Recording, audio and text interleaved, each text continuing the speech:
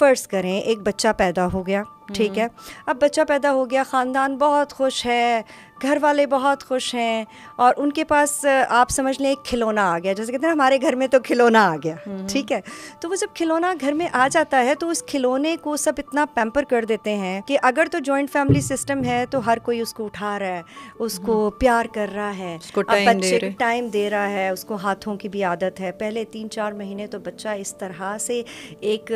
जिसे कहते हैं ना कि लोगों के लिए इतनी अट्रैक्शन होता है कि उठा रहे हैं, उसको प्यार कर रहे हैं, और फिर उसको फुल एनर्जीज 100% टाइम दे रहे हैं, ठीक है। और उसके बाद होना क्या शुरू हो जाता है, माँ के लिए सबसे बड़ा चैलेंज होता है खदीजा, क्योंकि 4 महीने बाद 3 महीने बाद जा कर के हर कोई अपनी लाइफ में बिजी हो जाता है, ठीक है, और फिर बच्चा रह जाता है माँ के पास, क्योंकि मोस्ट ऑफ द टाइम हमारा जो माशरा है, आपने देखा है कि हस्बैंड्स जो हैं वो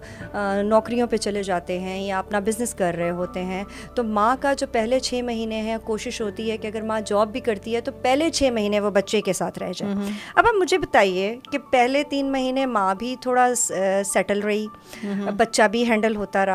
और एज सुन एज जब बच्चा टोटली माँ पे डिपेंडेंट हो गया तो अब वो इसको नहीं एब्जॉर्ब कर पा रहा, क्योंकि बच्चे को आदत है कि उसको अटेंशन मिल रही है, उसको टाइमली दूध मिल रहा है, सब कुछ हो रहा है, तो बच्चा एक लम्हे के लिए ये टेंट्रम स्टार्ट होते हैं फीडिंग से, ओके, ठीक है। सबसे पहला जो आपका बच्चा टेंट्रम थ्रो करता है वो फीडिंग पे करता है, क्योंकि आपने उसे शुरू में बिल्कुल भी आदत नहीं डाली होती कि वो 1 मिनट के लिए भी लेट हो। मिसाल के तौर पे जैसे ही बच्चा रोया, आपने ये इन्वेस्टिगेट नहीं किया कि बच्चा आया पैम्पर, डर्टी पैम्पर यानी गंदे पैम्पर की वजह से रो रहा है या भूख की वजह से रो रहा है। मैंने ज़्यादा केसेस में ये देखा है कि माँ फ़ौरन से पहले उसको दूध देती है,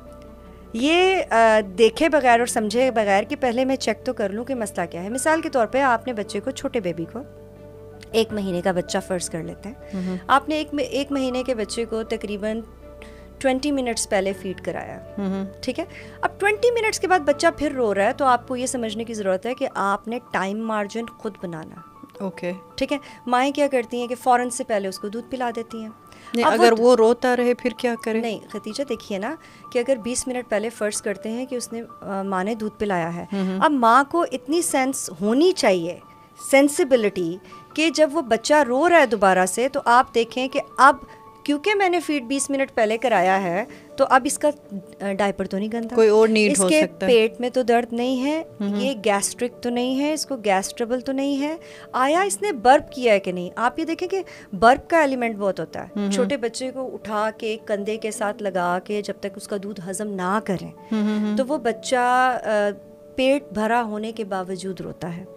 अब माँ सबको कहती फिरती है पता नहीं दूध भी पिला दिया है, पैम्पर भी साफ है, ये तो चुप करता ही नहीं है, अभी से इतना रोता है। यू सी, तो आपको ये चीज़ें देखने की ज़रूरत है, उसके पीछे कोई ना कोई रिक्वायरमेंट या नीड होती है।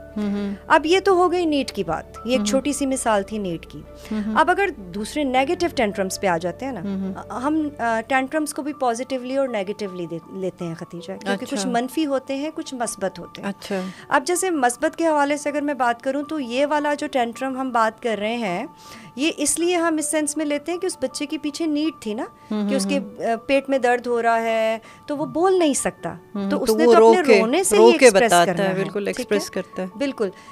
इसी तरह जब बच्चा थोड़ा सा बड़ा हो जाता है तो बिहेवियरल इश्यूज के जो टेंट्रम्स हैं वो बड़े हार्ड होते हैं, माँ बाप पे बहुत सख्त होते हैं, क्योंकि शुरू में माँ बाप उसको बहुत लाड प्यार देते हैं। पहला 1 साल उसको, जैसे कहते हैं ना कि पंजाबी में कहते हैं तलीदा छाला बना के रखते हैं। तो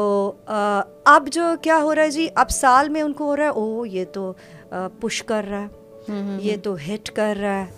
ये तो ऊंची। अब आप ये देखें कि समटाइम्स 1 साल में बच्चा बोलता नहीं है, लेकिन वो एक्शन करके बता रहा होता है, लाइक जो गुस्सा आप उसको शो करते हैं वो रिवर्स में आपको दिखा रहा होता है, और एंगर उससे मैनेज नहीं हो रहा होता, क्योंकि उसमें इमोशंस की भरमार है इस टाइम,